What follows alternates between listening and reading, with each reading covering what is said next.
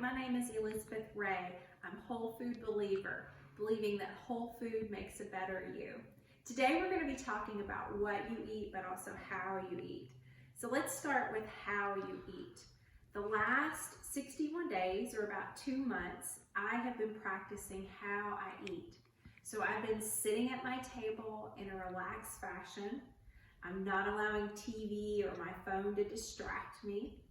And I'm also chewing my food, not gulping my food. So I've been practicing those things for the last 2 months, and I've learned so much about how I eat.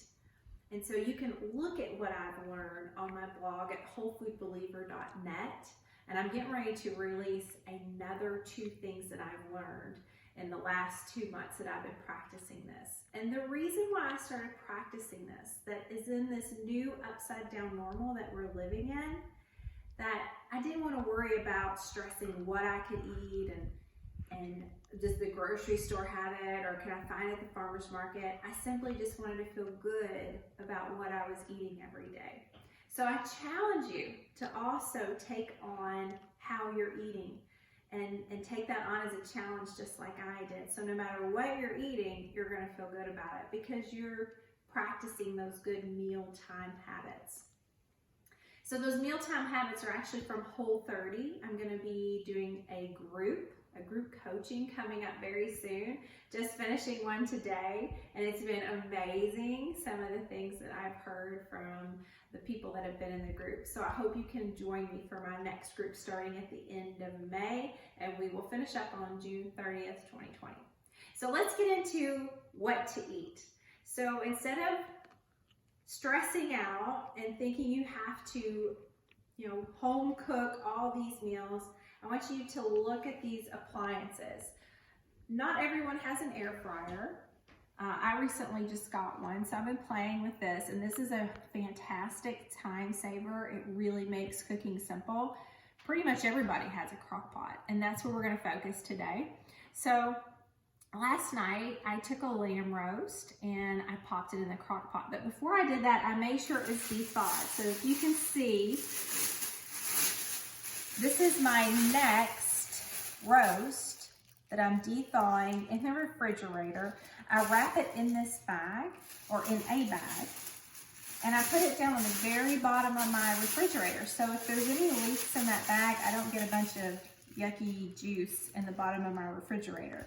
So I wrap that in there. I de-thaw it at least for a day. And then once it's de-thawed, I add it right here into my crock pot. And you can see I simply used spices that I have on hand. So garlic and onion are good with everything. You can use it for everything and it's fantastic. So garlic and onion I sprinkled in there in the water on top of the roast. And then specifically for this roast, I used thyme and also rosemary, which was just fantastic. And that was it. This is it in terms of the spices. So I'm sure many of you have those on hand, even in this upside down normal. So simply put your roast in, you add some water, you throw in some spices. The recipe for this is actually on my blog and it's sent to you today in that email.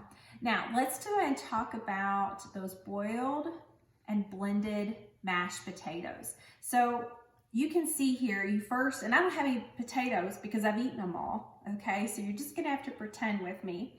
So first I would wash my potatoes, and if you don't have the petite potatoes, you can actually take the larger potatoes or sweet potatoes and chop them up. But you want about 3 pounds, and again, just wash off any dirt in your colander. And then you're gonna get a medium-sized saucepan. You're just gonna put those potatoes in there and then fill it up, almost full with water, and then set it on the stove and let it boil. Once it starts boiling, turn that heat down and cover it up, okay?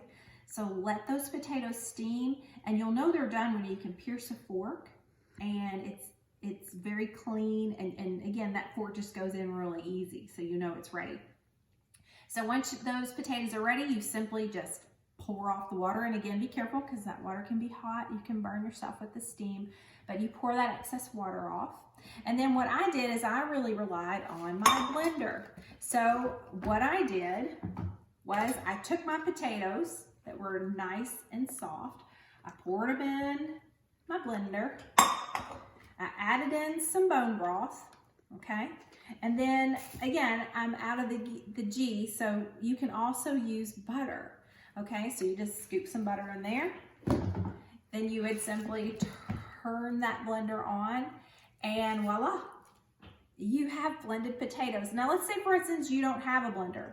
You know, some people don't, and that's fine. You can also use this old-timey masher as well. And that'll be more of like a smashed potato consistency, but it's very, very good. And I was gonna say, if you go this route, don't put as much broth in, okay? So maybe half or even a fourth of the broth. And you just mash them up and it's fantastic. And you can see here's an example of what and how beautiful this plate can be. So use your crock pots, use your blenders to do the heavy lifting for your healthy cooking. And you can see there's a wonderful piece of roast. It looks like it came from a steakhouse. Beautiful, delicious mashed potatoes, again, from a steakhouse. And then just do a simple salad, you know.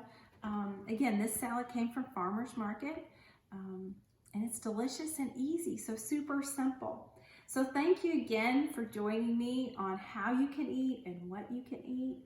Again, if you decide to take up that challenge of how you can eat, let me know how it goes. You can find me on Instagram at Whole Food Believer. You can also find me on Facebook, and then also check out my blog at wholefoodbeliever.net. Thanks again, and I'll see you next time for some more nutrition know-how.